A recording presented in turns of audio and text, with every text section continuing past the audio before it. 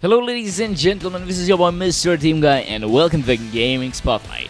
Today I want to talk about an indie roguelite platformer called 20XX. It was developed and published by Battery Staple Games on August 16th, 2017. 20XX is one of the best Mega Man experiences out there.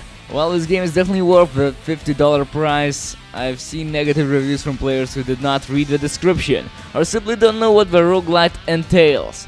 Let me explain. 20XX has a permadeath, which means you have to beat all 8 robot masters and the 2 Sigma stages with their respective bosses all in one go.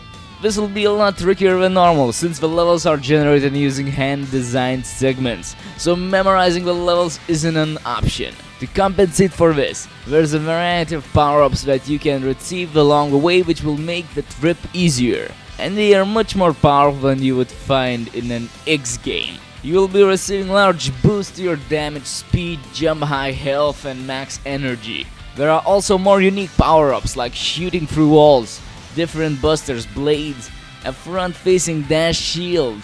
In addition, pits and spikes do not insta-kill you, so don't worry about that. Progression works a bit differently as well, since you're intended to die/win and repeat the experience over and over again.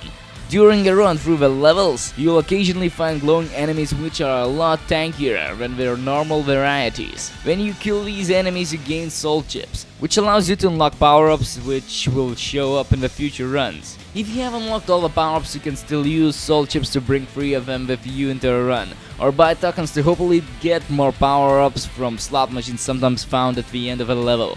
Okay, let's talk about the Ace. Ace, the not Zero, plays a little bit differently when you're using his default saber.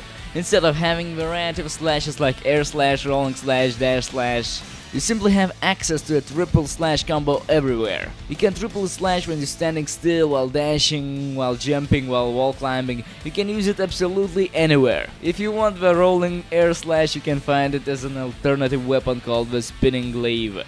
Both characters have alternative weapons to find, so try them all out and see which fits you best. The movement in 20XX is very similar to Mega Man ZX. You can dash and turn around while still maintaining the dash speed.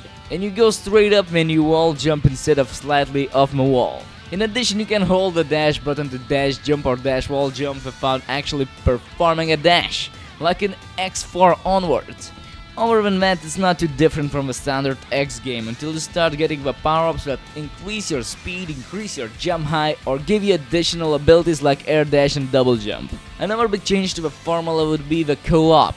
If you're playing local co-op, the camera will pan out to show both of you. And if you're playing online co-op, you get your own separate screen. Both characters have their own in-frames against bosses, so both players can wail on a boss at the same time without getting in the way of each other. Finally, you have an emote wheel and teleport feature, which you can use by not selecting an emote for roughly 3 seconds. Finally, you have the boss powers. When you beat the boss, you have the opinion to pick between its powers, some money or a power-up. You have access to all boss powers you've picked up in the pause menu, but you can bind 3 of them to buttons, so unless you have a power cycling option on, you no longer have to deal with clumsy flipping through your powers. All powers share the same energy meter, but they also only consume 1 energy per use. So, is it worth it? Well, I definitely have gotten far more than $50 worth out of this game. Like really fun game. Do yourself a favor and pick this game up. Well, this was your boy Mrteamguy with another episode of Gaming Spotlight. Just wanted to say thanks for watching and have a nice day.